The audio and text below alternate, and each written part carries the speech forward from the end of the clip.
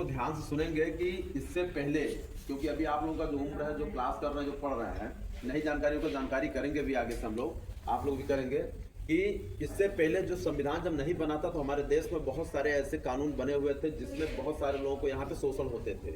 और जब इसको देखा डॉक्टर भीमराव अंबेडकर ने एक जो संविधान का पूरा उन्होंने खाका तैयार किया, लिखा और फिर देश में लागू किया गया उसको, ठीक है। तो उसमें क्या हुआ, ये बताया गया कि जिस तरीके से यहाँ पे अंग्रेज के लोग आए, तमाम तानाशाही रवैया लोगों ने अपनाया, तमाम ऐसे कानून बनाए गए, तमाम तरीके से देश के हमारे लोग जो थे, जिसमें गांधी जी थे, आप लोगों ने देखा होगा दांडी मार्च आंदोलन भी उन्होंने चलाया हुआ था, ठीक है। भगत सिंह थे, बहुत सारे लोग थे जो देश के ऐसे लोग यहाँ पे उसका विरोध किया, अंग्रेजों का डट के सामना किया, लोगों को फांसी के फंदे तक लटकना पड़ा, ठीक है। बहुत सारे यातनाएं लोगों ने झेला। तो कहने का मतलब है कि उस दौरान इस तरीके से व्यवस्था बना के जब हमारा देश स्वतंत्र हो गया, फिर हमारे संविधान को लागू किया गया। और उसी संविधान का आज देन है कि जो आप लोग इतना स्वतंत्र होकर के स्कूलों में पैदल आ रही हैं, साइकिल से आ रही हैं या पढ़ रही हैं, ठीक है।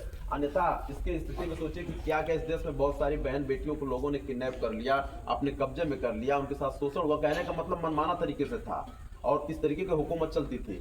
तो उसी के अंतर्गत हमारे जो देश में संविधान दिवस हम लोग मना रहे हैं, इस संविधान दिवस में बहुत सारे रूल रेगुलेशन बनाए गए, जिसमें आपको बोलने की स्वतंत्रता, चलने की स्वतंत्रता, आपको कहीं पे जो है मंच लगा करके कुछ न कुछ अपनी बात रखने की स्वतंत्रता, अपना एक आप एनजीओ बना के समाज हित में काम करने की स्वतंत्रता, बहुत सारी चीज़ों का अधिकार दिया गया, ठीक है। वो संविधान एक कुंजी है, कानून है, उसके दायरे में रह करके हमें समाज में रहना होता है, समाज हित में काम करना होता है और उसी अकॉर्डिंग हम लोग चलते हैं। नहीं तो जब चाहता कोई पावरफुल आदमी किसी को भी पकड़ के उसको मार देता, उसको कैद कर लेता, उसको बंदी बना लेता, जबकि इससे पहले इस तरह की घटनाएं होती थी, ठीक है।